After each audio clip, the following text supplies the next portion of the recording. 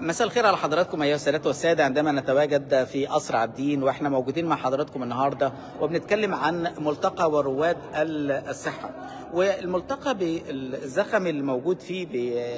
يعني مئات الحضور من كوادر طبية مختلفة ومتميزة بيؤكد على أن الصحة لها من الاهتمام ما لها. ولما بنقول أن قصر عابدين ذلك القصر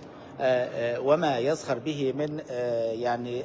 ذاكرة للتاريخ المصري في العديد من المراحل، نؤكد يا سيادة السادة على أن الصحة وفق ما عرفتها منظمة الصحة العالمية بأنها حالة من التكامل الصحي والنفسي والاجتماعي، وتعد الصحة واحدة من الركائز الأساسية يا سيادة السادة في نهضة الشعوب. وعندما يقال بأن وزارة الصحة المصرية التي نشأت في 7 أبريل عام 36 ونشأت بالفرمان الملكي لأن تكون لمصر وزارة متخصصة للصحة يرأسها أو على رأسها وزير، وكان هذا الوزير الأول محمد شاهين باشا. نؤكد يا سادة والسادة على أن ما مرت به الصحة المصرية عقب العديد من المراحل والعقود المختلفة كان الاهتمام الأكبر وجل الاهتمام هو بالمريض المصري الذي يعني يعتبر العنصر الأساسي لكل الخدمات المتواجدة في الصحة. وإن كانت الصحة في مراحلها الأولى كانت النشأة في البداية أن تكون للاهتمام بالشق الوقائي، فنؤكد مع حضراتكم بأن يعني القطاعات المختلفة والجهات التي ربما تخدم أو تساعد في الخدمات الصحية المختلفة من هيئات ووزارات تعنى كثيرا بالصحة، فيجب أن نقول لحضراتكم بأن ما يقدم الخدمات الصحية في مصر ليس وزارة الصحة المصرية فقط، ولكنه ينطوي على العديد من الوزارات والهيئات، وقد يكون من هذه الهيئات الهيئات المتميزة كهيئة الدواء المصرية وهيئة سلامة الغذاء وهيئة التأمين الصحي الاجتماعي الشامل وهيئة المصرية للمستحضرات الحيوية واللقاحات وهيئة الإسعاف المصرية، إضافة إلى الهيئات المستحدثة مثل هيئة الرعاية الصحية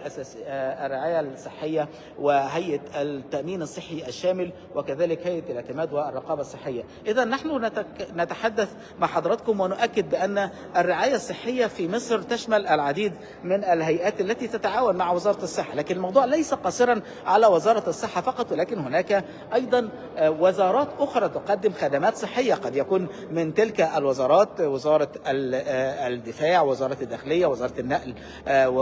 وزارة الطيران، وزارة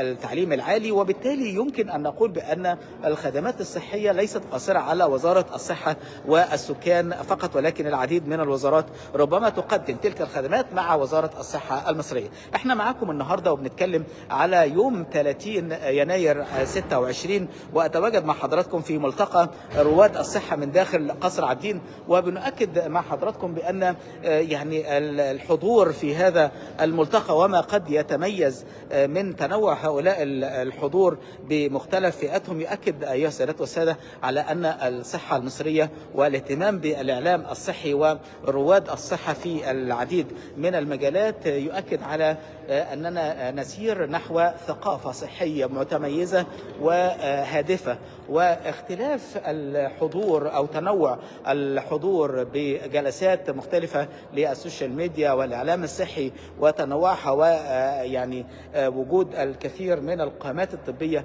يؤكد على أن هذه المرحلة فيها من الخدمات الصحية والتثقيف الصحي له دور كبير معنا أيها السادة والسادة، ونحن معكم في قصر عابدين. لكن تعالوا مع بعض وإحنا يعني ندخل حضورا إلى الجلسة الرئيسية والافتتاح، ونؤكد مع حضراتكم بأن يعني ما يعني نحن على أبواب هذه القاعة لنؤكد لحضراتكم على أن الاهتمام برواد الصحة وهذا الملتقى المتميز وما فيه يؤكد أيها السادة والسادة على أننا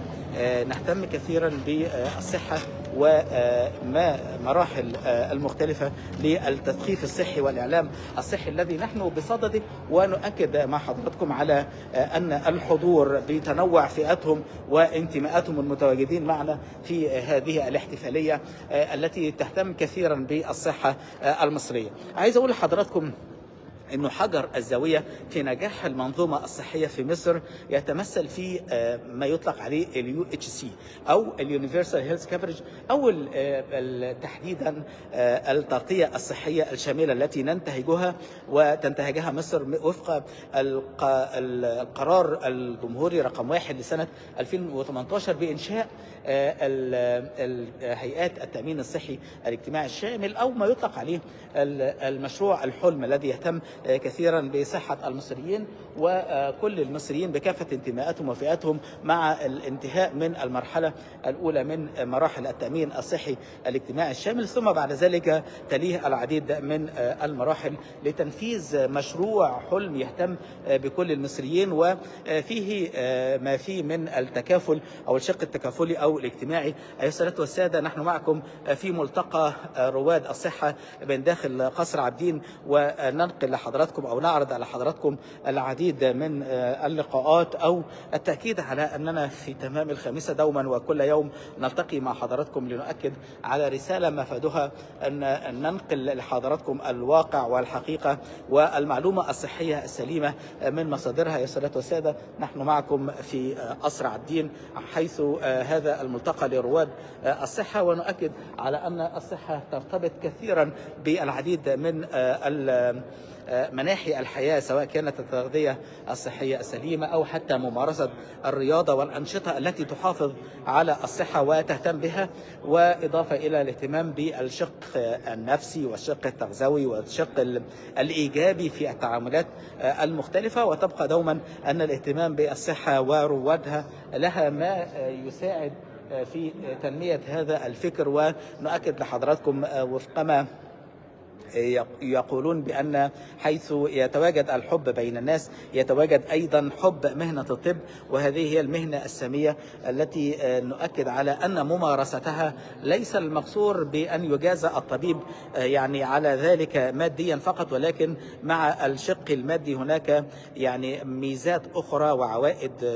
أخرى غير الشق المادي. يبقى الطبيب برسالته السامية وما يقوم به في تأدية خدماته الطبية للمريض والحفاظ على صحته في كافة المراحل. ونحن معكم هنا في رواد الصحة، وهذا الملتقى الذي يؤكد دوما على أن المعلومة الصحية الصادقة والسليمة تأتي من مصادرها من قامات طبية متميزة في مصرنا الحبيبة. أيها السادة والسادة، نحن لازلنا معكم داخل قصر عابدين حيث هذه الاحتفالية الراقية وما فيها من عديد من اللقاءات وتكريمات. الموضوع ليس قاصرا على تكريم شخصي أو دروع أو غير ذلك، لكن يبقى دوما الأثر وأن تكون هذه الرسالة السامية من رسالة الطب والبلط الأبيض أن له من يقدره ومن يهتم به. نحن معكم أيها السادة والسادة من قصر عابدين والعديد من اللقاءات. دمتم بخير، وفي الغد إن شاء الله يوم جديد و7 دقائق. شكرا لكم.